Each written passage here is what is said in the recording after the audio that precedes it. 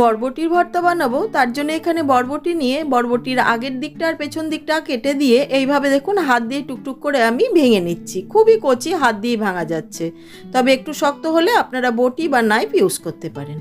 বরবটিগুলো খুব ভালো করে ধুয়ে নিয়েছি। এদিকে কড়াইতে একদম সামান্য একটু জল গরম করে নিয়েছি, তার মধ্যে বরবটিগুলো দিয়ে দিচ্ছি। জলটা এরকম দিতে হবে বরবটিগুলো সেদ্ধও হবে আর জলটাও শুকিয়ে যাবে।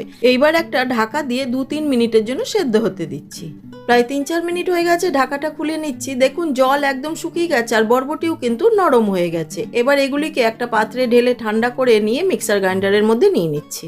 এদিকে প্যানে অল্প একটু সর্ষের তেল দিয়ে তাতে 3-4 কোয়া রসুন আর একটা কাঁচা লঙ্কা দিয়ে একটু নেড়ে নিয়ে সেটা আমি বরবটির ওপরেই দিয়ে দিচ্ছি।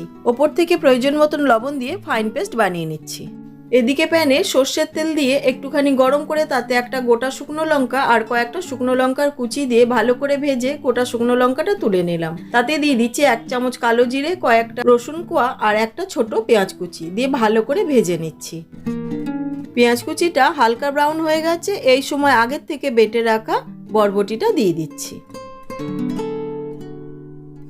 এইবার বরবটির পেস্টটাকে খুব ভালো করে নেড়ে নেড়ে একদম শুকিয়ে নিতে হবে। দেখুন অনেকটাই শুকিয়ে এসছে, প্যান থেকে ছেড়ে আসছে। এই সময় দিয়ে দিচ্ছি অল্প একটু চিনি। চিনিটা দিয়েও ভালো করে নেড়ে মিশিয়ে নিয়ে এইবার ওপর থেকে কাঁচা সর্ষের তেল দিয়ে ভালো করে মিশিয়ে গ্যাসটা অফ করে একটি প্লেটে সার্ভ করে দিচ্ছি।